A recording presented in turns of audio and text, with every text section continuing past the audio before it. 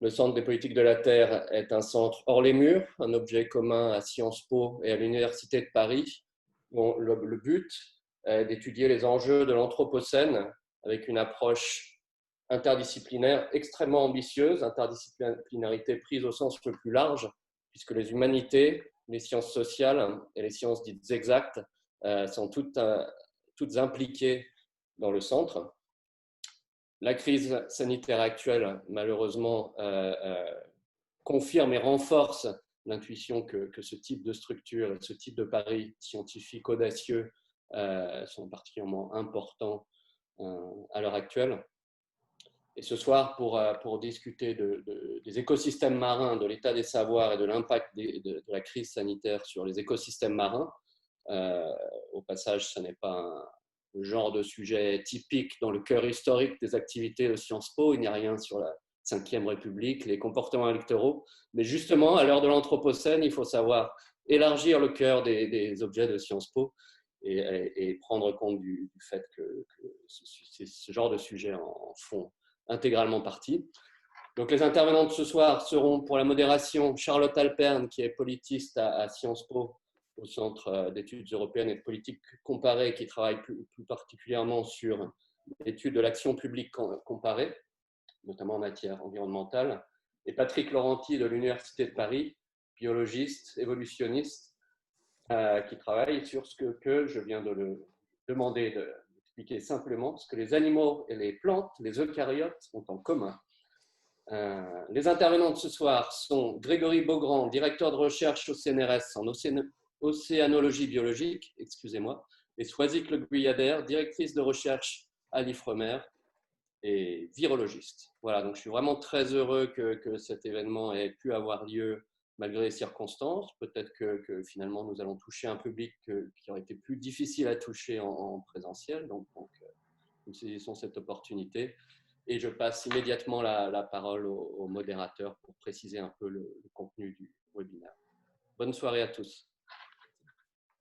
Merci Guillaume pour ces mots d'accueil. Merci aussi pour l'opportunité qui nous est donnée à l'équipe du Centre des politiques de la Terre d'organiser cette séance de café webinaire qui est dédiée cet après-midi aux écosystèmes marins, état des savoirs et impact de la crise sanitaire. Alors, l'idée de centrer ce café webinaire qui a pour objectif en fait de faire émerger une communauté de recherche sur les relations entre nature et société, puis de s'adresser à un public qui ne soit pas uniquement un public de spécialistes, donc soit la communauté académique au sens large, c'est peut-être aussi des étudiants ou simplement un public plus large qui peut s'intéresser aux questions liées à l'Anthropocène et aux relations entre nature et société.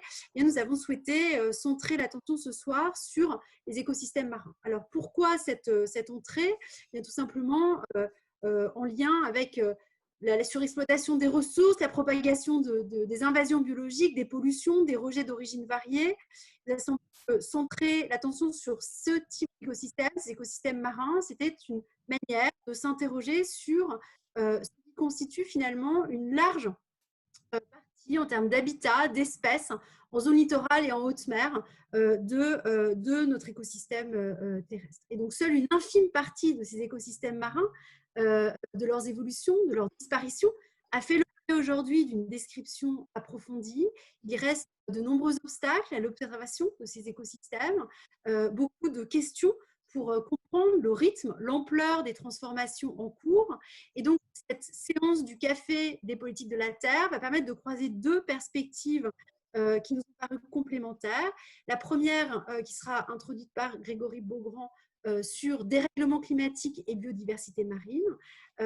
Et puis, une deuxième intervention de Soisic Le Guyader sur l'homme et son impact sur l'environnement marin, qui permettront d'attraper finalement cette question par deux entrées différentes, en posant des questions à la fois sur comment peut-on, quels sont l'état des savoirs sur cet écosystème et sur les relations entre virus et vivants dans l'environnement marin, comment cette crise sanitaire nous invite à reconsidérer la manière dont on conçoit ces questions de recherche pour mieux comprendre aussi les mécanismes de propagation de ces virus, et aussi les méthodes, les infrastructures de recherche mettre en place pour identifier les principes biologiques qui gouvernent en temps de crise et hors temps de crise l'organisation même de ces écosystèmes. Donc, on va aborder ces différentes questions et j'aborderai donc, j'animerai pardon la discussion avec Patrick Laurenti en deuxième partie de séance. Il pourra à ce moment-là dire quelques mots de présentation, sachant que lui est formateur pour les biologistes marins, donc formateur plongeur pour les biologistes marins. Donc, il a une connaissance de ce type d'écosystème, en tout cas bien plus grande que la mienne, et donc j'espère, en ce qui me concerne, profiter de ces discussions pour mettre en avant justement les différents échanges qu'on peut avoir dans le cadre du Centre des poétiques de la Terre. Donc, Grégory, je vous laisse la parole, peut-être avant de rentrer dans le vif du sujet, peut-être rappeler à nos auditeurs, à nos auditrices que nous aurons un temps de discussion, d'échange suite aux 2 présentations. Il sera possible de poser des questions dans un espace Q&R, donc questions-réponses, et donc pas l'espace conversation, mais bien l'espace questions et réponses, de telle sorte que Patrick Laurenti et moi-même puissions prendre connaissance et transmettre ces questions à nos deux intervenants. Donc, n'hésitez pas là aussi à les lister, commencer à nous interroger au fur et à mesure. Et donc, nous espérons avoir un large temps d'échange en deuxième partie de séance. Grégory, à vous la parole donc, pour, Oui, sur dérèglement climatique et biodiversité marine.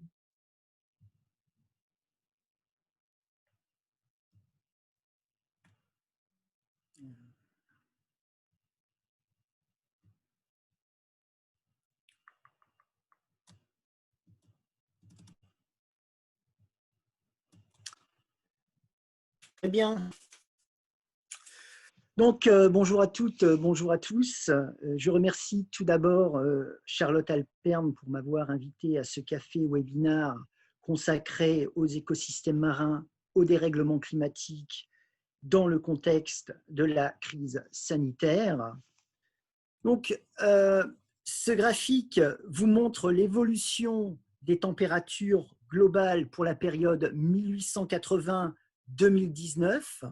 Donc 2019 a été la 2e année la plus chaude depuis le début de la période instrumentale, avec une augmentation de l'intensité du réchauffement à partir de la fin des années 1970 et une accélération durant la dernière décennie, 0,4 degrés Celsius par décennie.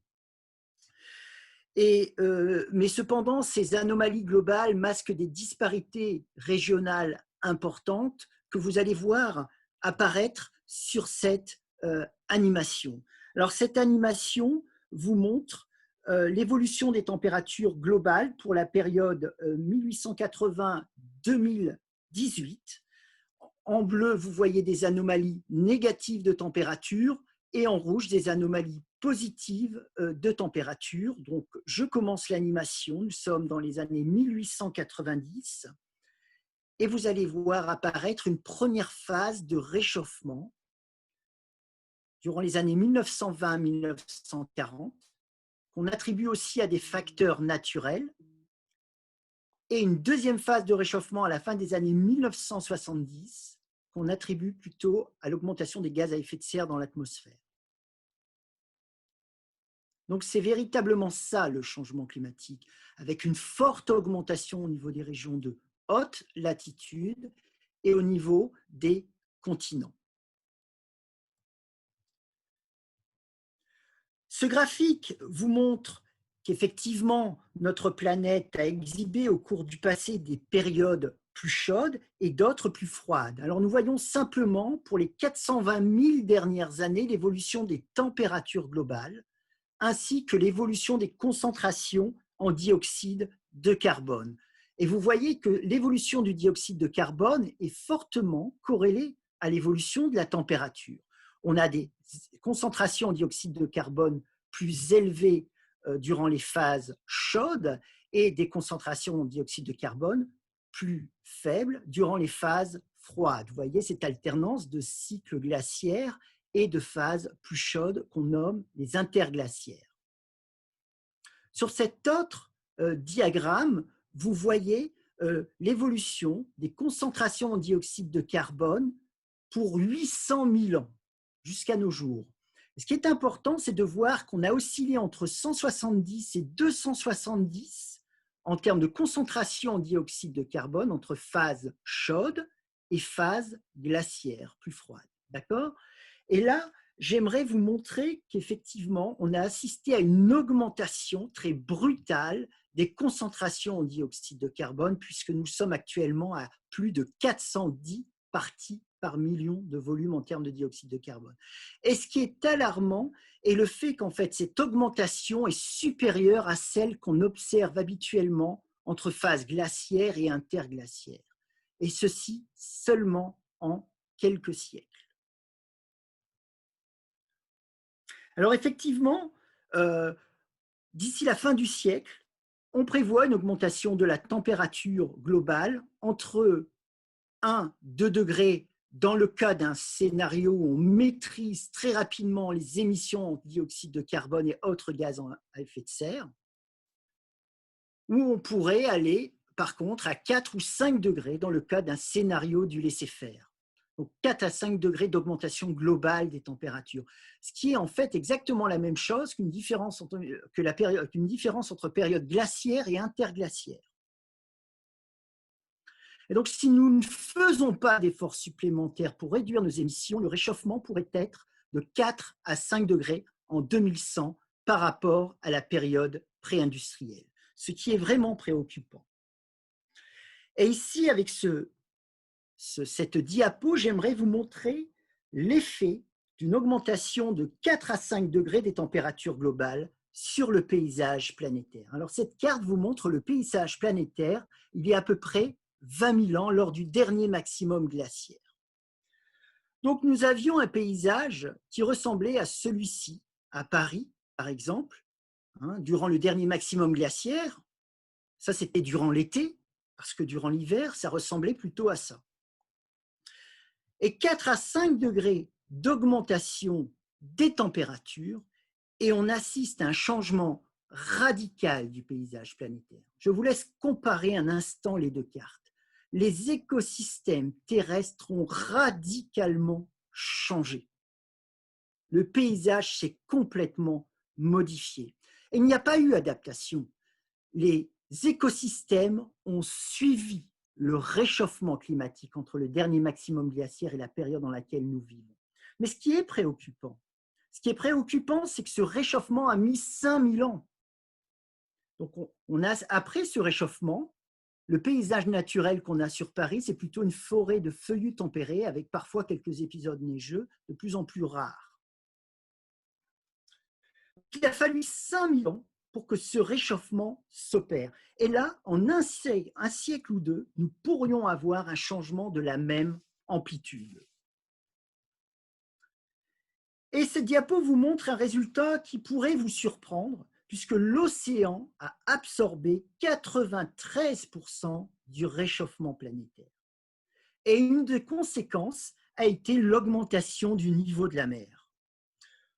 Effectivement, donc on assiste à l'augmentation du niveau de la mer à peu près en moyenne de 3 à 4 mm par an, ça s'accélère actuellement, et nous pourrions, d'ici la fin du siècle, avoir une augmentation du niveau de la mer entre 40 cm, ce qui toucherait 260 millions de personnes, et 1 mètre, ce qui toucherait à peu près 800 millions de personnes. La biodiversité marine, elle aussi, sera fortement modifiée dans le contexte du dérèglement climatique. Cette biodiversité marine, c'est 250 000 espèces décrites, mais à peu près 2 millions d'espèces estimées. Donc, en gros, il reste 90% des espèces inventoriées. Et cette biodiversité marine fournit entre 16 000 et 54 000 milliards par an de services écosystémiques.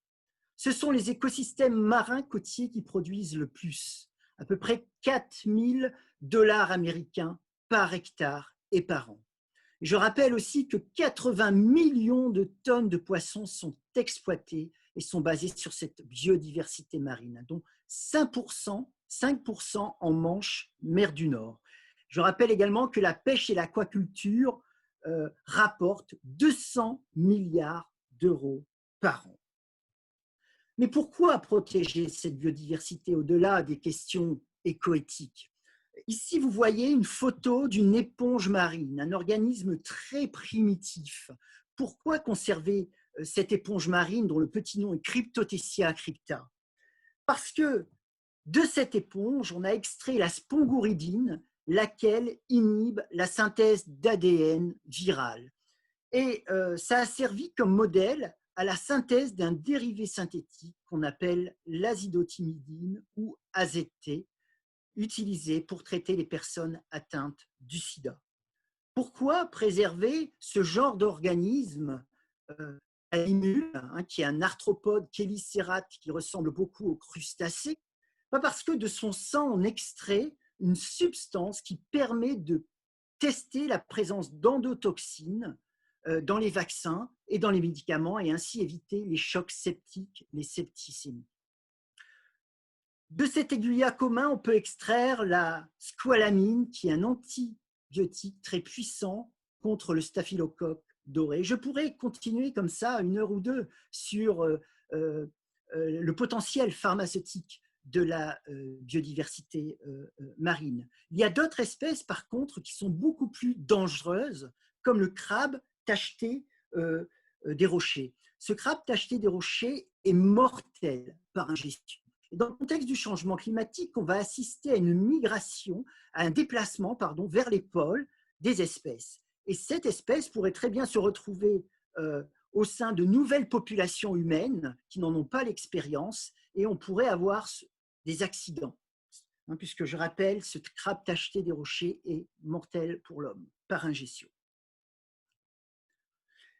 La biodiversité a aussi un impact très important sur la biogéochimie planétaire.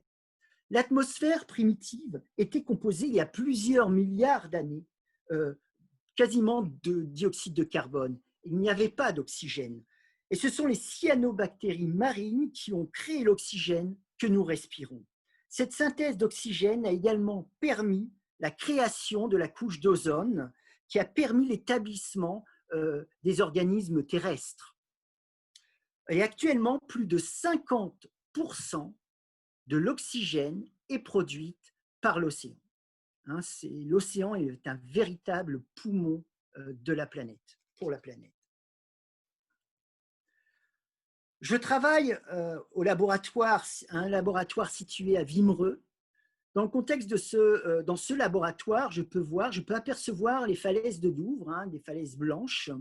Et ces falaises blanches sont composées d'organismes morts qu'on appelle les foraminifères. Et ces foraminifères, dont vous voyez une photo sur la diapo, ces foraminifères vont créer du calcaire. Et en créant ce calcaire, ils vont absorber du dioxyde de carbone. Et toute la couche blanche que vous voyez, c'est le résultat de millions d'années d'activité de ces foraminifères et du piégeage du dioxyde de carbone atmosphérique sous forme de roches. Ça vous illustre bien l'effet de la biodiversité marine sur la biogéochimie planétaire. Le plancton marin, comme les foraminifères, est très important. Et dans le contexte du réchauffement climatique, les communautés planctoniques vont se réorganiser, ce qui aura des conséquences sur la capacité de l'océan à absorber le dioxyde de carbone. Et je rappelle que l'océan a absorbé 1/3 des émissions de dioxyde de carbone d'origine humaine et qu'un autre tiers a été absorbé par la végétation terrestre et qu'un autre tiers s'accumule actuellement dans l'atmosphère. Donc vous voyez ici que sans la biodiversité, le réchauffement climatique serait plus prononcé encore. Cependant, dans un monde plus chaud, l'océan absorbera moins de dioxyde de carbone. Donc l'accumulation de ce gaz augmentera encore. C'est ce qu'on appelle dans notre jargon une rétroaction positive. Le plancton marin a un effet de régulation du CO2 considérable. L'essence que nous mettons dans nos réservoirs de voitures, c'est du plancton fossile. Et on comprend donc bien que nous sommes en train de relâcher dans l'atmosphère en quelques décennies ou quelques siècles le dioxyde de carbone que la biodiversité a mis des millions d'années à enfuir dans l'atmosphère, depuis l'atmosphère jusqu'à l'océan profond. Cela va évidemment provoquer un déséquilibre considérable à l'échelle planétaire. Un autre message important est que la biodiversité va se réorganiser considérablement. Ce que vous voyez sur cette carte en bleu, ce sont les régions dont la biodiversité diminue. Par contre, vous voyez dans les régions extratropicales que la biodiversité augmente. D'accord ? Et cette biodiversité augmente effectivement dans les régions extratropicales parce que dans ces régions, la température est un facteur limitant important. Voilà. Donc, cela ne veut pas dire que les écosystèmes se portent mieux, hein, le fait d'une augmentation de biodiversité, mais qu'ils se réorganisent. Parce qu'en même temps que la biodiversité augmente dans les régions extratropicales, on assiste à une diminution dans la taille des organismes. Diminution dans la taille des organismes qui affectera probablement fortement la régulation du cycle du carbone, puisque plus les organismes sont gros, plus ils exportent du carbone dans le fond des océans. Plus ils sont petits, moins ils exportent. Et nous voyons déjà l'augmentation de la biodiversité en mer du Nord. La biodiversité du plancton, la biodiversité des poissons est en nette augmentation. Donc, la biodiversité va subir une réorganisation majeure à l'échelle globale d'ici la fin du siècle. Que montrent ces cartes? Dans le cas d'un scénario climatique de prise de conscience rapide des effets importants du changement climatique, donc on limite les émissions très rapidement de dioxyde de carbone et autres gaz à effet de serre, 42% de la superficie des océans connaîtront un changement très important de biodiversité. Par contre, si on est dans le cas d'un scénario du laisser-faire, donc on ne fait rien pour contrecarrer les effets du changement climatique, on est plutôt dans le scénario de type RCP 8.5 en bas de cette diapo, et on va assister à une réorganisation de 94% des écosystèmes marins. Donc 94% des écosystèmes marins subiront une modification substantielle de biodiversité. Mais ces taux, il faut les comparer par rapport à la variabilité climatique naturelle. Et sur la période 1960-2013, la variabilité climatique naturelle a modifié 5% des écosystèmes marins. Donc vous voyez, par rapport aux 94%, c'est relativement négligeable. La différence entre les périodes 2000 et 1960, on a assisté à un changement de 28% en termes de superficie. Donc 28% des écosystèmes marins ont subi des modifications substantielles de biodiversité. Et si on compare aux périodes géologiques passées, telles que le dernier maximum glaciaire, donc il y a 20 000 ans, on a assisté à un changement de l'ordre de 85%. Donc, concrètement, si je vous montre l'évolution, par exemple, d'une espèce, parce que des milliers d'espèces vont subir de profonds bouleversements biologiques. Ici, je vous montre un exemple avec la coquille Saint-Jacques. Sa distribution actuelle à gauche, vous voyez au milieu sa distribution pour la période 2050-2059, et vous voyez à droite sa distribution pour la fin du siècle. Donc, vous voyez que effectivement, la coquille Saint-Jacques pourrait disparaître des côtes françaises d'ici la fin du siècle, et ce n'est qu'un exemple parmi des centaines d'autres. Alors, on pense souvent que cela ne changera pas grand-chose.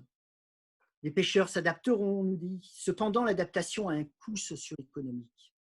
200 millions de personnes et leurs familles seront concernées par les effets du dérèglement climatique sur la pêche et l'aquaculture dans le monde. Et ça aura des conséquences en termes de sécurité alimentaire, c'est-à-dire en termes de disponibilité des ressources, de stabilité des ressources et d'accès aux ressources. Enfin, pour conclure, nous vivons une crise sanitaire majeure liée au Covid-19. Donc, au niveau mondial, 5,7 millions de personnes ont été infectées par le Covid-19. On a recensé 353 000 décès.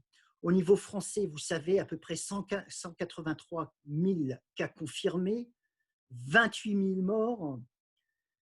Je rappelle ici, malgré tout, que l'épidémie de grippe de 2017 a tué 67 000 personnes en France, rien que pour le mois de janvier 2017.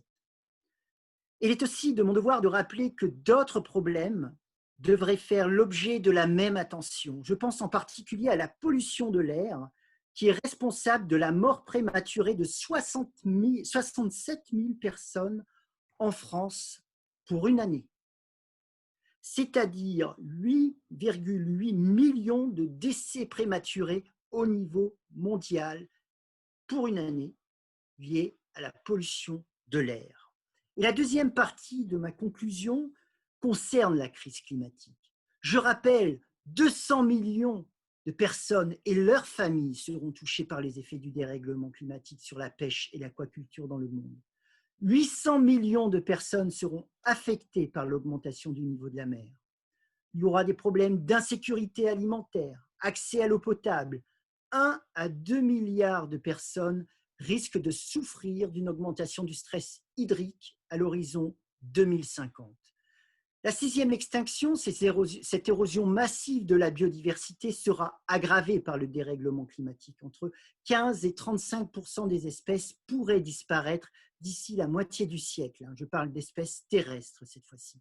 On va avoir une perte du potentiel pharmaceutique, une déstabilisation des écosystèmes, et on va avoir également un grand nombre d'événements extrêmes. La fréquence des événements extrêmes va augmenter. Des événements extrêmes tels que la canicule européenne de juillet 2010, qui a tué 55 000 personnes en Russie. La canicule de 2003 en France a tué 15 000 personnes. Et l'ouragan Katrina a tué 1850 personnes. Et attention, ces changements ne seront pas graduels. Ils vont arriver de façon assez surprenante. Donc attention aux surprises climatiques. Donc il s'agit d'une crise climatique majeure qui aura des effets dévastateurs. Et l'erreur serait de penser que les sociétés vont pouvoir s'adapter. Elles subiront les effets du changement climatique comme les systèmes naturels. Le coronavirus, lui, nous a pris par surprise. Par contre, le dérèglement climatique et ses conséquences sont maintenant connus. Chaque année compte, chaque élément compte, chaque choix compte. Qu'attendons-nous pour agir? Je vous remercie.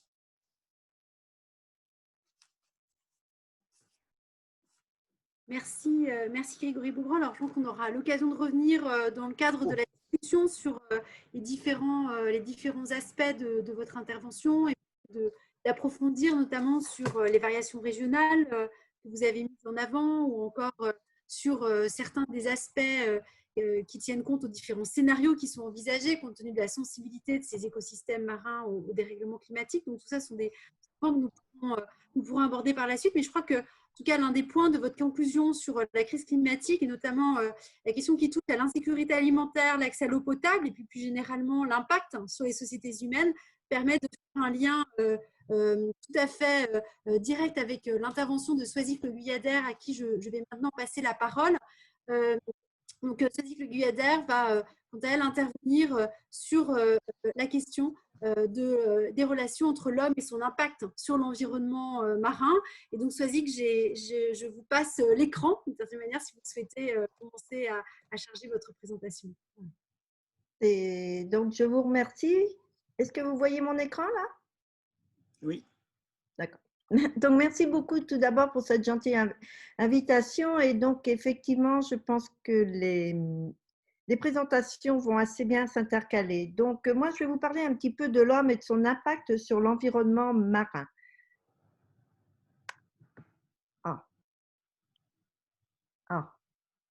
Comment je fais? Mes diapos ne passent pas.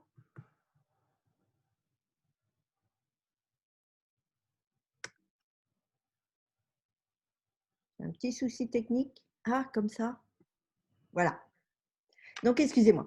Donc, Tout d'abord, on va revenir quand même un petit peu plus au niveau de l'homme et des animaux qui habitent cette terre, hein, encore jusqu'à ce qu'il y ait encore une certaine diversité. Donc, en particulier l'homme, on sait très bien et on a entendu beaucoup également ces derniers mois, même si ça a été un petit peu caché par cette crise sanitaire du Covid-19, l'homme et les animaux ont une flore digestive que l'on appelle même le second cerveau, hein, qui est constitué de bactéries, de virus qui ont une diversité extrême.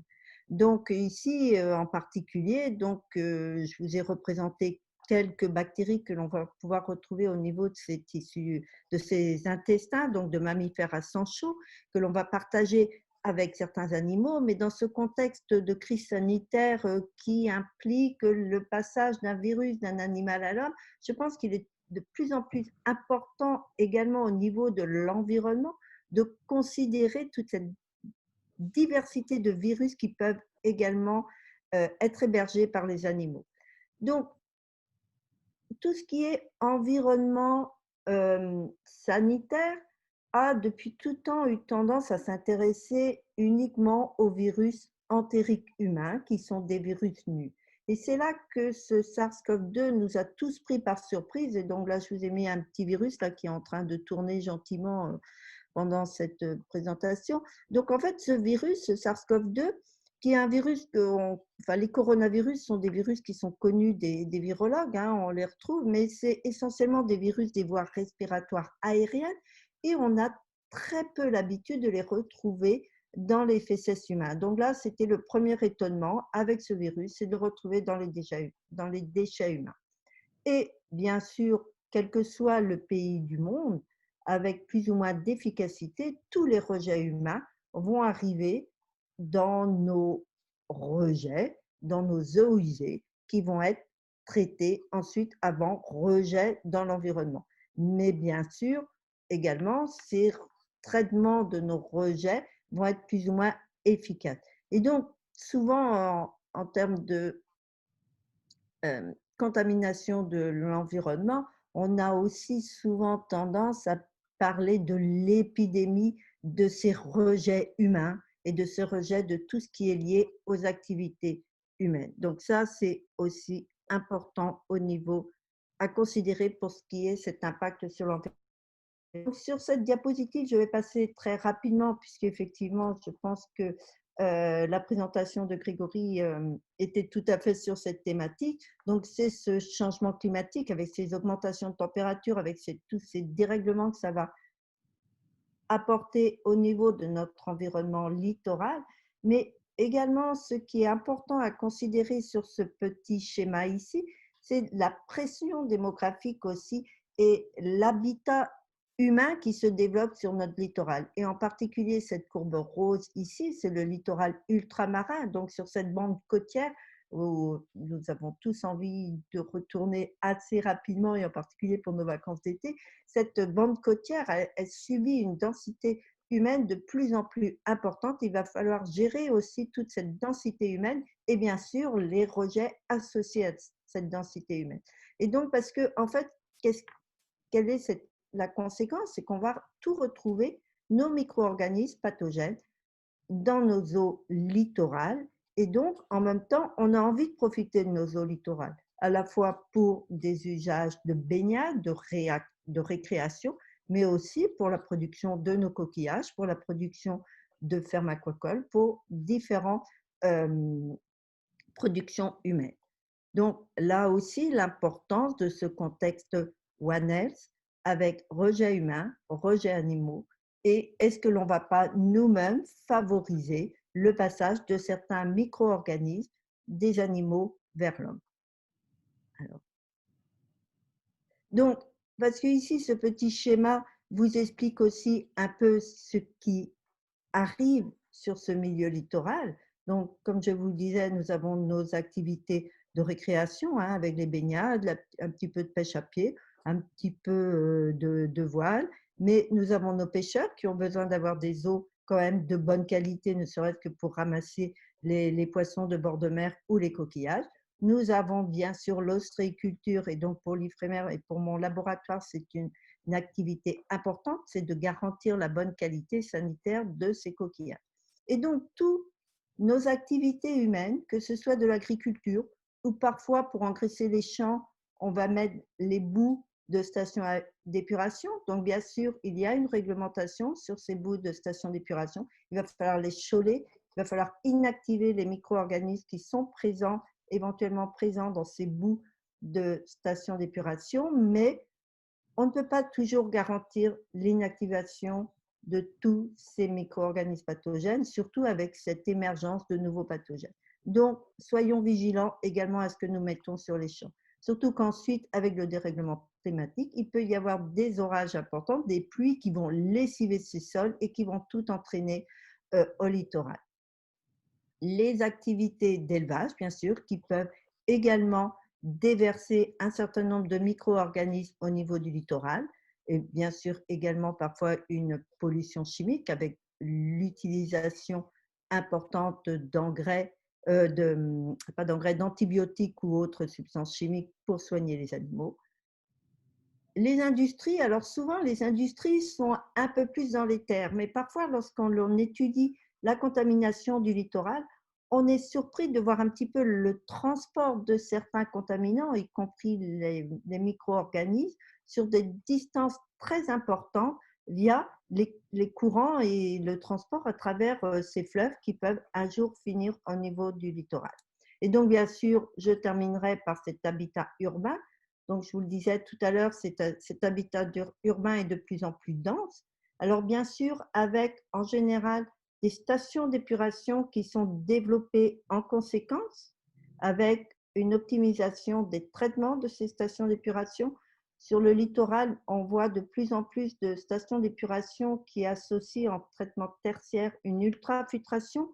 Donc, pratiquement, on a une eau qui est vraiment très propre, très pure en sortie de station d'épuration. Mais là, de nouveau, et c'est important de considérer, il y a tous ces accidents climatiques, ces débordements, ces orages qui vont tout d'un coup entraîner tous les rejets d'eau usée au niveau du littoral sans même qu'elles aient le temps de passer par les stations d'épuration.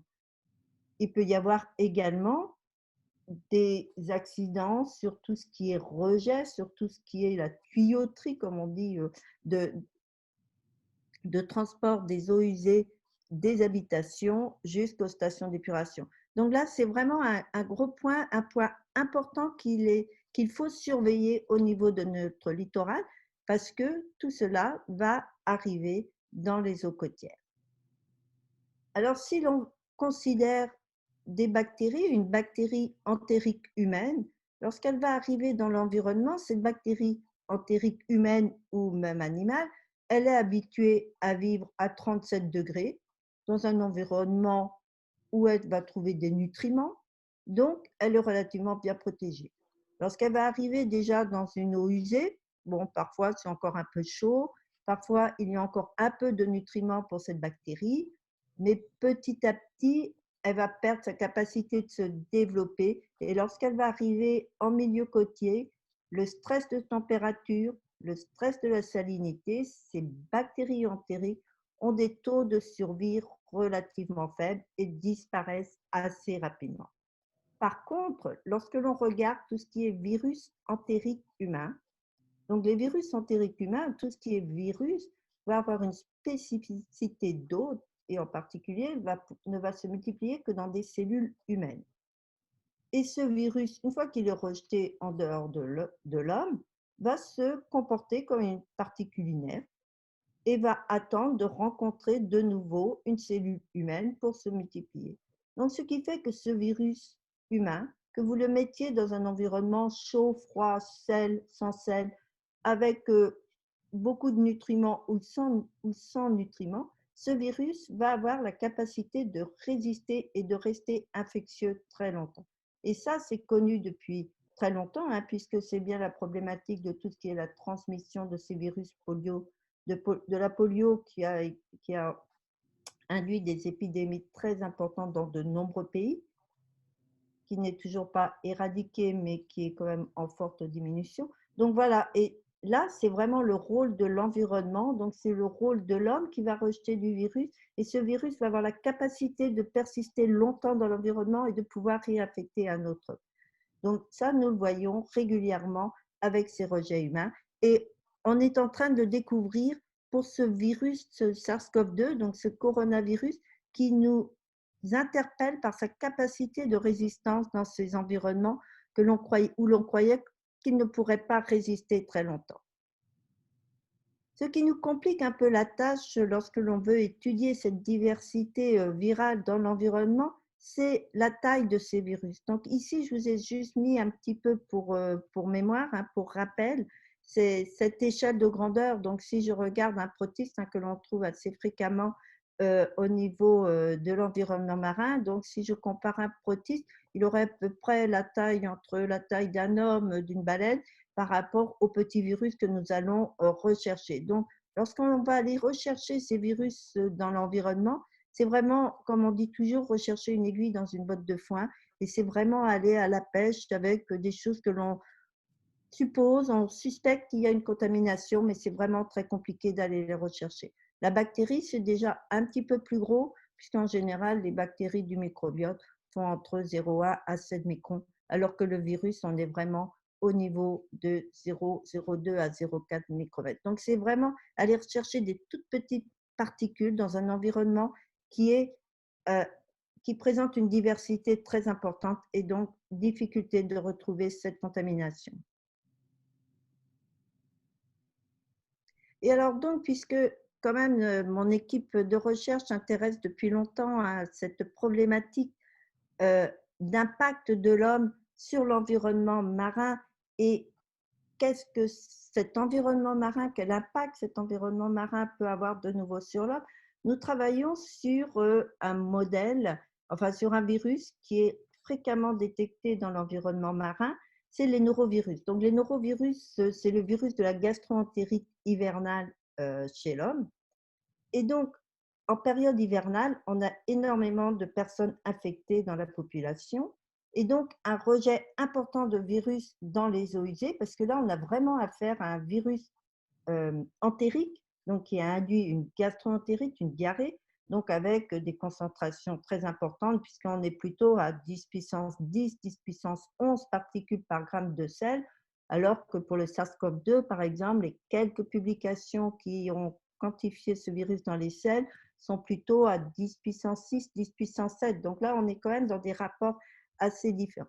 Donc ces norovirus sont rejetés de façon très importante par l'homme. Et en particulier, donc sans rentrer dans les détails de la diversité génétique de ces virus, il y a deux génogroupes qui affectent l'homme. Le génogroupe 1 que j'ai représenté ici en rouge, qui est très peu présent chez l'homme, et le génogroupe 2 qui est vraiment présent de manière très importante chez l'homme. Donc bien sûr, le génogroupe 2 est rejeté à peu près 10 à 100 fois de façon plus importante que le génogroupe 1. Donc, si éventuellement il y a des rejets d'eau usée en milieu littoral, l'huître va se contaminer parce que l'huître, pour se nourrir, va filtrer de grands volumes d'eau de mer. Ce que j'ai oublié de vous dire chez l'homme, c'est que ce virus, pour infecter l'homme, va reconnaître des structures glycaniques qui sont également présentes, qui sont les mêmes structures glycaniques que celles qui caractérisent nos antigènes de groupe sanguin. Donc, c'est-à-dire qu'une personne de groupe sanguin A, par exemple, va être infectée par une souche, en particulier les génogroupe 1, alors qu'une personne d'un groupe sanguin B va être plus infectée par le génogroupe 2. Donc, tout à fait schématiquement. Ces virus vont être rejetés dans l'environnement, ils vont être filtrés par l'huître. Et en fait, l'huître, parce que l'huître, ce que l'on a trouvé au niveau de l'huître, c'est l'existence de structures glycaniques très proches de celles observées chez l'homme.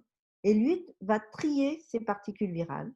Et en fait, l'huître va concentrer spécifiquement les virus du génogroupe 1. Et lorsque l'on observe des épidémies chez l'homme suite à la consommation de coquillages, et donc de temps en temps, l'hiver, les zones de production de coquillages sont fermées pour cause de contamination par les norovirus. On s'aperçoit que dans ces épidémies, il y a davantage de génogroupe 1 qui va être transmis que de génogroupe 2. Donc là, on voit l'impact de l'environnement sur la sélection de certains pathogènes pour un retour à l'homme. Donc, on peut se dire un petit peu quelle a été cette évolution, puisqu'on sait que l'homme consomme des huîtres depuis des centaines, voire plus d'années. Il y a une espèce d'adaptation et un cycle qui s'est créé où l'huître va sélectionner ces virus. Alors, on s'était posé il y a déjà quelques années la question de l'impact que l'huître pourrait avoir également sur la transmission d'un virus animal. Puisqu'effectivement, si je prends le cas de la Bretagne, hein, on a des vaches dans les champs, la falaise et les huîtres. Donc, il pleut, toutes les bousses de vaches sont lessivées et arrivent dans l'environnement côtier, donc on pourrait s'attendre à avoir une contamination par des virus de vache, et en particulier, il y a des souches de virus, de norovirus qui infectent les vaches, qui donnent également une gastroentérite chez la vache. Et donc, on a regardé si on pouvait retrouver ce virus dans les huîtres. Donc, effectivement, on va trouver ce virus au niveau de nos tissus d'huîtres, mais bien sûr, aucune pathologie chez l'huître, hein, ça ne fait rien du tout, c'est juste un passage, c'est comme si l'huître était un filtre. Et comme il n'y a pas non plus de ligand, l'huître ne va pas concentrer ce virus bovin. Lorsque l'homme va consommer les huîtres contaminées, même s'il y a quelques particules de virus bovin, la probabilité de transmission est très faible. Donc, on voit que là, on a à la fois le rôle de l'environnement et le rôle d'un aliment qui va pouvoir sélectionner certains micro-organismes pathogènes. Donc ça, ce sont des questions, je pense, qu'il est important de considérer pour cette évolution et cette habitude que l'homme a à consommer certains types d'aliments par rapport à d'autres. Alors, mais le souci lorsque l'on travaille sur des aliments tels que voilà, des huîtres qui sont soumis à des contaminations, on ne sait jamais quel type de contamination peut arriver au niveau de l'environnement littoral. Il y a des réglementations, bien sûr, hein, qui existent, et les huîtres qui sont mises sur le marché sont contrôlées. Il va y avoir des contrôles sanitaires, hein, le plus souvent basés sur des indicateurs bactériens. Mais lorsque l'on regarde un petit peu au niveau recherche, qu'est-ce que l'on peut trouver dans l'huître, on peut passer son temps à screener tous les pathogènes connus et imaginaires chez l'homme. Et par exemple, nous n'avions jamais pensé à rechercher si on pouvait détecter du coronavirus dans des échantillons d'huîtres. Par contre, on est en train d'appliquer et de développer des nouveaux outils en utilisant les approches de métagénomie, c'est-à-dire on va prendre un échantillon d'huître et on va décrire tous les micro-organismes qui sont présents dans cet échantillon d'huître, un petit peu comme lorsque l'on décrit le microbiote de l'homme. Donc nous, on essaye de faire le microbiote des huîtres. Et voilà à peu près ce que l'on peut observer. Donc là, j'ai pris l'exemple d'une huître qui était assez fortement contaminée. On savait qu'elle était bien chargée en divers micro-organismes d'origine humaine, parce que, comme je vous le rappelle, aller chercher nos micro-organismes d'origine humaine dans cet environnement marin où il y a énormément de phages, de protistes, de bactéries marines, tout ce que l'on peut imaginer qui arrive en mer, c'est vraiment assez compliqué. Et donc, ce que l'on voit en décrivant ce microbiote de l'huître, on voit qu'il y a une diversité énormément de bactéries. Même si on essaye de les éliminer, on voit une très forte probabilité, une très forte dominance des espèces bactériennes. On va avoir un certain nombre de virus ADN également, dont certains sont des virus humains que l'on va détecter. Ici, on va retrouver nos virus à ARN. Donc, jusqu'à maintenant, nous sommes retournés dans des données que nous avions depuis quelques années au laboratoire. Nous n'avons pas trouvé de présence de génome de coronavirus à l'heure actuelle, hein, jamais encore dans nos huîtres. On a trouvé des norovirus. Et par contre aussi, il y a encore énormément de séquences inconnues. C'est-à-dire qu'on va assembler, alors donc c'est par nos outils de bioinformatique, hein, on va assembler des génomes, ce que l'on appelle des contigs, donc des assemblages de séquences plus ou moins longues. Et lorsque l'on met ça dans des bases de données, c'est encore inconnu. Donc là, on a encore beaucoup de choses à travailler, à aller un peu plus profondément pour identifier qu'est-ce qui est exactement, qu'est-ce qui est présent dans ces huîtres. Parce que sachant quand même que là, c'était une huître fortement contaminée, mais si l'on arrive à analyser plus finement tout ce que l'on a dans ces coquillages, on pourrait sans doute réussir à analyser également les huîtres que l'on met sur le marché, ce qui serait quand même un confort, je pense, une sécurité pour le consommateur. Et donc, je terminerai, hein, j'ai fait une présentation assez courte, mais je voulais un petit peu replacer aussi ce problème du SARS-CoV-2 et de cette crise sanitaire que nous vivons, puisque effectivement, l'IFREMER a mis en place un plan d'action pour regarder si l'on pouvait trouver ce virus dans l'environnement littoral. Donc déjà ici, je vous ai mis une petite représentation de ce virus. Donc c'est un virus qui est assez complexe au niveau de sa structure, qui présente une enveloppe. Et donc au niveau des virus, la présence d'une enveloppe est un facteur de fragilité parce que l'enveloppe est souvent issue de la cellule dans laquelle le virus s'est développé. Donc, ce sont des éléments qui sont plus fragiles, mais qui sont importants pour le virus pour se multiplier. En tout cas, donc, ce virus, ce coronavirus, il va être rejeté dans les fesses de patients infectés. La question que l'on se pose, puisqu'il y a encore beaucoup d'inconnus par rapport à ce virus, on sait qu'il est détecté dans les fesses de patients hospitalisés, donc présentant des symptômes graves.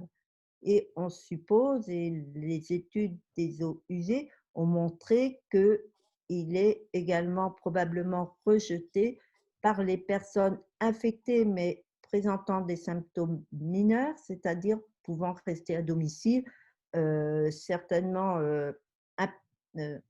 fortement incommodés par cette maladie, hein, cette pathologie qui me semble quand même assez difficile à vivre. Et donc, il y aurait une excrétion de ces virus. Donc, ces virus vont arriver au niveau de l'environnement, dans les rejets.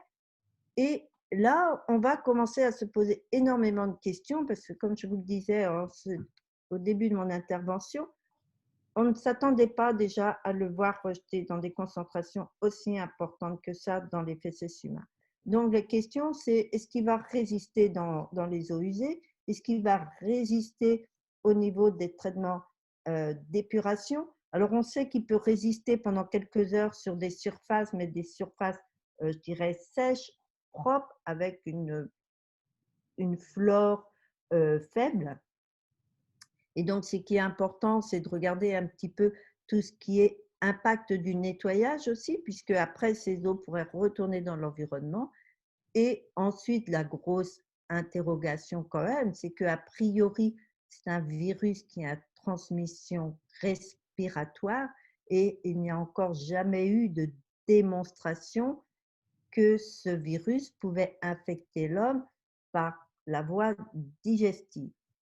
Par contre, avec le SARS-CoV-1, puisque, si vous vous rappelez, il y avait déjà eu cette épidémie avec le SARS-CoV-1 il y a quelques années qui s'était rapidement arrêtée. Et il y avait eu un cas d'infection d'une épidémie dans une station d'épuration avec des gens qui auraient respiré des rejets, sans doute un aérosol qui avait infecté les travailleurs dans la station d'épuration. Ça n'a jamais encore été décrit pour ce SARS-CoV-2, mais je dois dire qu'on a encore très peu de données. Donc, merci Swazik. Oui. Oui, peut-être un mot de conclusion pour qu'on puisse voilà. passer à la discussion. Tout à fait. Donc, de toute façon, c'était ma dernière diapositive là. Donc, je voulais surtout moi terminer sur ces questions du rôle de l'environnement, de savoir qu'est-ce qui va être exactement ce virus, quel va être ce devenir. Donc, il y a tout un système tout un réseau qui se met en place au niveau français hein, de surveillance de ce virus dans les eaux usées, parce que là aussi, l'environnement pourrait être un système aussi, un moyen d'alerter la recrudescence de l'épidémie. Si on voit une réaugmentation de ce virus dans les rejets, on pourrait peut-être prévenir un rebond de cette épidémie. Et donc, je m'arrêterai là et effectivement, voilà. Je suis désolée si j'étais un peu long. Je vous remercie. Bien, Merci. merci.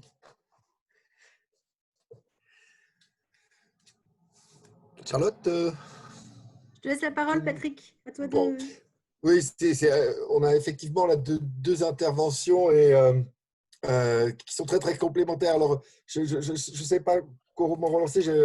Peut-être peut-être très rapidement, puisque Swazik vient de conclure là-dessus et que c'est encore dans l'esprit un peu chaud, la question qui nous intéresse énormément, c'est de savoir effectivement cette découverte que la présence potentielle de SARS-CoV-2 dans les selles et le réseau de surveillance que vous mettez en place. Savoir est-ce qu'on aura des nouvelles avant l'été et est-ce que les plages seraient accessibles, effectivement.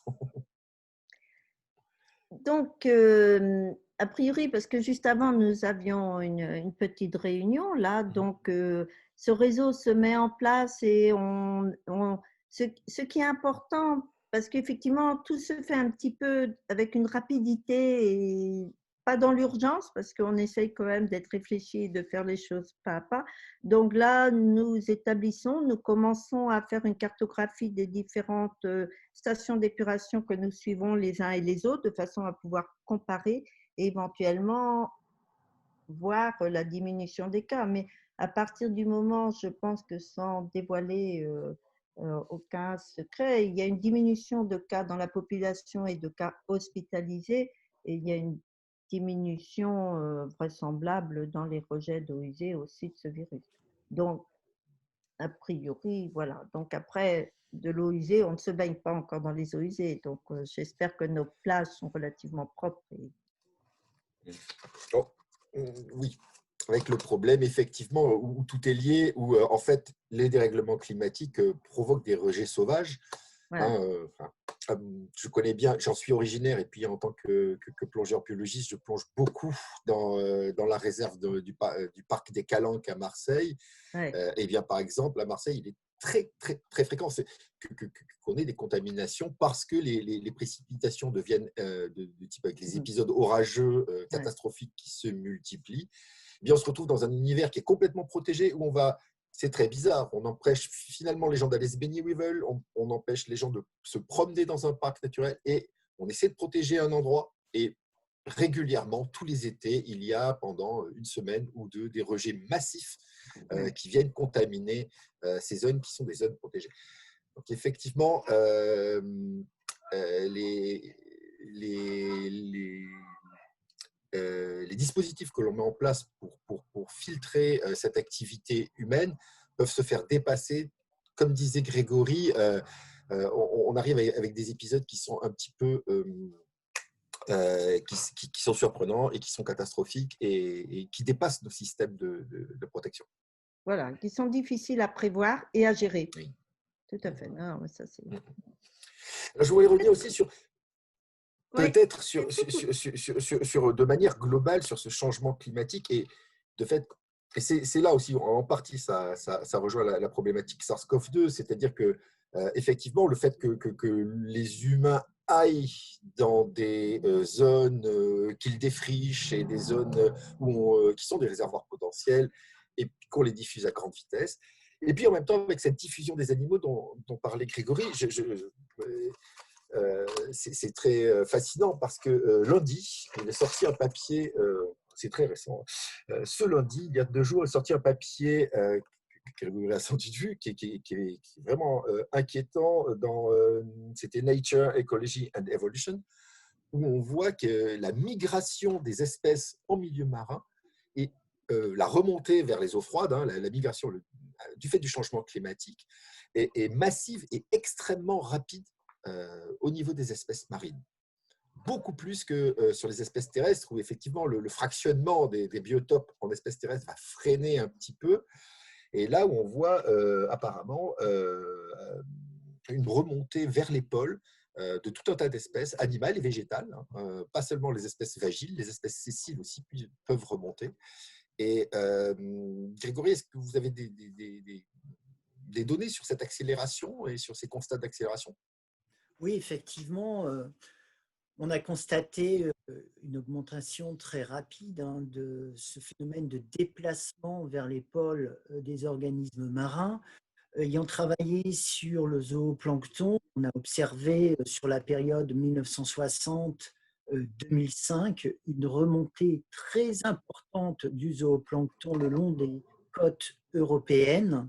On avait autrefois des espèces qui étaient centrées sur le golfe de Gascogne, qui maintenant sont détectées aussi haut au niveau des côtes norvégiennes. Vous voyez qu'en 50 ans, on a eu une remontée de l'ordre de 10 degrés de latitude. On avait des espèces qui autrefois étaient plutôt centrées aussi au niveau du golfe de Gascogne et qu'on trouve maintenant en mer du Nord. Donc on a une espèce de tropicalisation de la mer du Nord avec l'élévation des températures. Mais il reste des signes de variabilité climatique naturelle qui sont détectés. Ça, c'est très important. Dans toutes ces études sur les effets du changement climatique, il faut aussi considérer qu'il reste de la variabilité climatique naturelle. Et on le voit beaucoup pour certaines espèces, en particulier le thon rouge. On a de nouveau des thons rouges en Manche, mer du Nord. Ils avaient disparu à la fin des années 1950. On avait attribué ça à l'effet unique de la surexploitation, qui a des effets effectivement majeurs sur ces espèces exploitées, mais on voit aussi que ces espèces sont fortement contrôlées par la variabilité hydroclimatique naturelle, puisque là, l'augmentation du thon rouge en Manche, mer du Nord, est également attribuable à l'effet de l'oscillation Atlantique Nord, qui est une oscillation des températures de surface qui avoisine à peu près les 60 ans en termes de cycle. Vous voyez, donc on a encore un effet assez important de la variabilité climatique naturelle dans le contexte du réchauffement climatique. On a quelques questions, Charlotte? Oui, alors je commence à regarder, donc je rappelle pour notre auditoire, n'hésitez pas à envoyer des questions plutôt par la partie questions et réponses, vraiment de les traiter de manière plus simple. Donc, on a une première question de Pascal Louva qui est posée, je pense, à nos deux conférenciers qui s'interrogent sur la manière dont on inventorie la biodiversité marine, si seule une infime fraction d'entre elles est connue. Donc ça, c'est une première question que je vous livre. Et puis, j'en prends une seconde celle-ci a été posée par Maxime Sabeg, qui est une question peut-être davantage pour Grégory Beaugrand. En prenant l'exemple des coquilles Saint-Jacques, vous avez parlé de l'appauvrissement des écosystèmes et de l'impact économique. Si on part du principe que de nouvelles espèces encore absentes de nos écosystèmes viennent s'installer, ne pensez-vous pas que cela puisse apporter de nouvelles ressources? Donc, je commence par ces deux questions-ci. Je ne sais pas si Swazik, vous souhaitez commencer, puis après on passe la parole à Grégory. Voilà. Oui, peut-être, monsieur, je vais peut-être commencer sur un côté très pratique. C'est vrai que là, avec tout le développement des omics et la métagénomique, on voit apparaître de nouveaux outils qui nous permettent de décrire dans leur globalité la diversité, du moins des génomes que l'on peut détecter. Alors, on peut jouer sur cette approche en purifiant, la façon dont on prépare l'échantillon, on arrive à sélectionner certaines fractions, voilà. Donc ça, c'est déjà, je pense, enfin, moi, je trouve que c'est un outil qui est assez intéressant et même excitant un petit peu, et que je pense dans les années à venir, on va vraiment pouvoir jouer avec, si je puis me permettre cette expression, et commencer à décrire des populations, comparer des évolutions, différents compartiments, avec cet outil qui nous permet de décrire quand même assez précisément, si l'on veut, la diversité des enfin, je parle du moins pour les micro-organismes qui sont présents. Et après, je pense que Grégory pourra certainement mieux compléter cette approche. Bon, concernant la coquille Saint-Jacques, il est clair qu'on va avoir des disparitions d'espèces et que d'autres vont réapparaître. Alors on pourrait se dire, bon, c'est pas grave, on arrête d'exploiter la coquille Saint-Jacques, on va maintenant exploiter d'autres ressources. Mais ce n'est pas aussi simple, parce qu'il va y avoir des périodes de transition. Et ces périodes de transition vont avoir un coût économique et social important. C'est-à-dire, on ne pêche pas la coquille Saint-Jacques comme on pêche d'autres ressources. On ne pêche pas la crevette rouge d'Alaska comme on pêche la morue d'Alaska. Il faut changer les filets, il faut ajuster les types de mailles, il faut changer parfois le bateau, le nombre de personnes à bord. Et ceci va avoir un coût socio-économique très important. Et ce qui va être problématique, c'est les transitions et aussi le fait que les changements ne seront pas graduels. Ils vont être surprenants, rapides, inattendus et avoir probablement de fortes amplitudes. Donc, toute cette période de transition risque d'être vraiment difficile à gérer.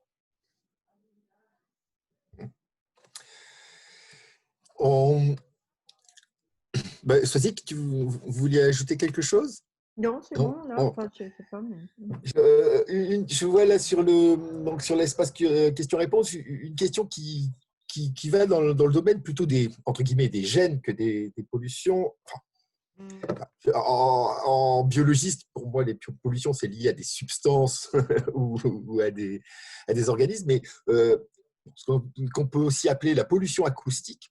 Je lis cette question. Les pollutions acoustiques font partie des pressions anthropiques connues sur les écosystèmes marins pour lesquels il est difficile d'avoir accès à des expériences témoins de silence sous-marin. Avec la crise sanitaire, les activités de transport maritime ont été fortement ralenties, un peu lors du 11 septembre. Avez-vous connaissance des programmes de recherche qui envisagent d'étudier les effets de cette diminution circonstancielle des pollutions acoustiques sous-marines? Et comment passer des savoirs et constats, tous ceux évoqués dans la première présentation aussi, par exemple, à l'élaboration et à la mise en œuvre de régulation des espaces marins? Vaste question. Je pense que Soisic peut peut-être y répondre. Ah, je pensais vous... En fait, c'est une excellente question. Et effectivement, comment dire, c'est une opportunité énorme pour étudier cette question, mais bon, je pense qu'il est trop tôt parce qu'en fait, il va falloir se lancer dans l'écriture de projets de recherche, etc. Mais effectivement, c'est une excellente suggestion. Et je pense que les collègues qui travaillent sur cet aspect-là vont peut-être éventuellement s'attaquer à cette question scientifique. Oui, parce qu'un peu dans ce même aspect, au début, nous avions commencé également à prélever des échantillons dans l'environnement, juste pour voir aussi l'impact de ce confinement. Qu'est-ce que ça fait que tout le monde reste chez soi sur la diversité dans les eaux usées? Est-ce qu'on pourrait voir un petit peu des différences? Donc, en fait, au départ, nous avions commencé dès le début du confinement, juste en posant des échantillons dans cet esprit-là. Après, il y a cette affaire de SARS-CoV-2 qu'on a retrouvée et on s'est dit, bah, ça tombe bien. Mais déjà un petit peu de profiter, enfin, on n'a jamais vu ça où tout le monde s'est bloqué pendant 2 mois. Et donc, effectivement, les questions de recherche, ça vont être multiples, que ce soit effectivement au niveau du bruit, de l'arrêt des transports. Je pense qu'il y a beaucoup de questions maintenant.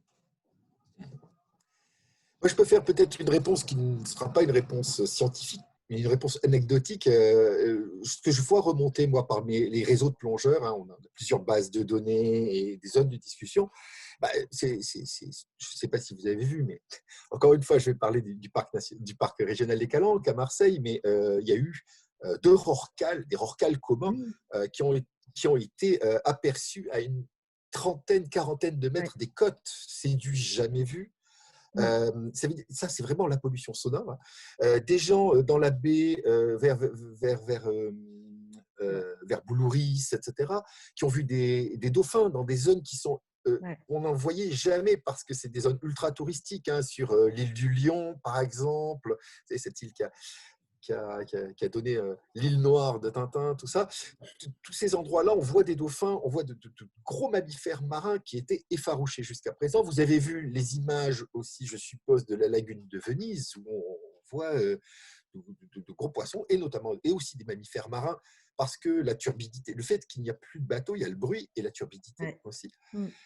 Et alors tout ça, chez les plongeurs, ça donne je peux témoigner, ça donne un grand espoir en se disant mais c'est merveilleux, on va voir des trucs formidables. Et donc les premiers temps du confinement, il est remonté plein de choses comme ça.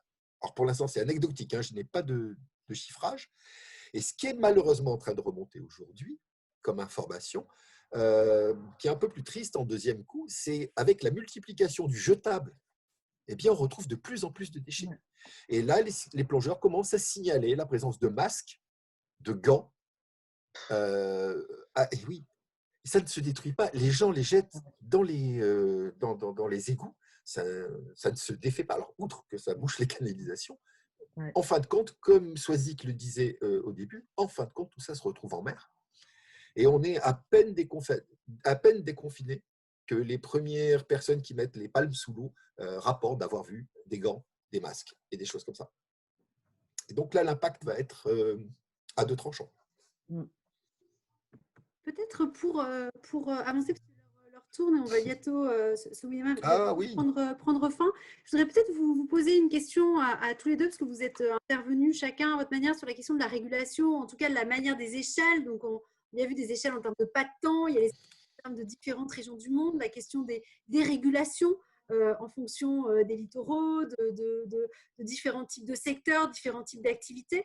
Comment est-ce que, avec des données qui sont des ensembles de données qui sont finalement très hétéroclites, qui sont assez différents, pour lesquels on n'a pas toujours les éléments suffisants, comment produire finalement des niveaux de connaissances, d'expertise suffisamment robustes pour nourrir finalement le travail, là aussi en matière d'action publique, en matière d'organisation, de structuration, d'une connaissance de ces milieux, mais aussi d'action, de manière à pouvoir les préserver, de manière à pouvoir les protéger, de manière à pouvoir prévenir les différents phénomènes dont vous avez pu parler. Donc là, je vais vous demander peut-être d'avoir un propos conclusif en 1 minute chacun, soit autour de cette question, soit autour de tel ou tel point que vous voudriez ajouter, et puis on dira quelques mots de conclusion à la fin. Est-ce que vous voulez commencer? Je peux commencer. Effectivement, ça c'est une excellente question parce que on navigue souvent dans un océan d'incertitude. Parfois, on arrive à s'arrêter dans des archipels ou des îles de certitude. Ça, c'est le travail de l'analyse de données. En particulier, moi, j'ai beaucoup travaillé sur des bases de données biologiques dans l'océan Atlantique Nord, un programme unique au monde qu'on appelle le Continuous Plankton Recorder. Et en fait, c'est une espèce de torpille qu'on traque derrière des bateaux, autrefois des navires météorologiques, à une profondeur de 10 mètres. Et il y a une petite ouverture à l'avant de cette torpille d'1,5 centimètre. Et le plancton, des organismes microscopiques, sont donc capturés par cette torpille. Et cette torpille, elle a été utilisée dans l'océan Atlantique Nord, elle est actuellement utilisée dans le Pacifique Nord, etc. Et on a effectivement beaucoup de problèmes pour analyser les données, parce que c'est analysé le jour ou la nuit. Mais vous savez que le plancton marin peut faire des migrations verticales, être en surface la nuit et plus en profondeur le jour. Or, l'échantillonnage se fait à 10 mètres de profondeur. Donc, on a des effets du comportement migratoire des organismes et tout ceci génère un bruit qu'on doit analyser. Effectivement, il y a un gros travail d'analyse de données pour avoir une image de l'évolution des organismes marins dans le contexte du changement climatique et de la réponse de la biodiversité face au dérèglement climatique. Swazik, est-ce que vous voulez ajouter un mot à ce sujet? Non, mais je suis tout à fait, je rejoins tout à fait Grégory, et je pense qu'effectivement, alors, on a énormément d'observations et je crois maintenant, moi, le point positif que je vois, c'est qu'on a vraiment tendance à les partager beaucoup plus qu'on ne les partageait il y a une dizaine ou une vingtaine d'années, quand on commence à prendre un petit peu d'âge. On voit un petit peu cette évolution de la science, donc on voit qu'on partage beaucoup plus nos informations entre différents pays et aussi différentes époques, puisqu'on a accès parfois à des collections aussi ou des données qui ont été acquises il y a des années. Et je pense qu'il faut qu'on tire profit aussi de tout ça, un petit peu pour essayer, non pas de prédire le futur, parce que c'est vraiment c'est compliqué, mais au moins de mettre en place des outils qui nous aideraient à prévenir aussi l'émergence voilà, de crises sanitaires telles qu'on le vit à l'heure actuelle. Je pense qu'il faut aussi qu'on apprenne peut-être à mieux travailler, à mieux échanger entre les différents pays. Alors plus largement, peut-être que les échanges ils seront très bien au niveau européen, mais il faut peut-être être encore plus large et essayer de se dire que tout le monde fait de l'excellente recherche et qu'il faut vraiment essayer de tirer parti de tous les pays de façon à ce qu'on on aille plus vite et mieux, et après de se focaliser peut-être plus sur des détails et de voir l'impact au niveau de certaines comportements humains qui vont avoir. Enfin, moi, je suis scandalisée si déjà on retrouve des masques au fond de la mer, quoi. On a des masques pour se protéger et en même temps, on va de nouveau détruire tout notre environnement marin, alors que 2 mois de confinement avaient réussi à sauvegarder quelques petits poissons et qui revenaient nous voir le long des côtes. Et ça, je pense que tant qu'on n'arrivera pas à tirer cette leçon-là d'événements dramatiques tels qu'on vient de le vivre, je pense que quand même, on a encore du travail, nous, scientifiques, à démontrer l'impact de tout ça pour notre environnement. Voilà.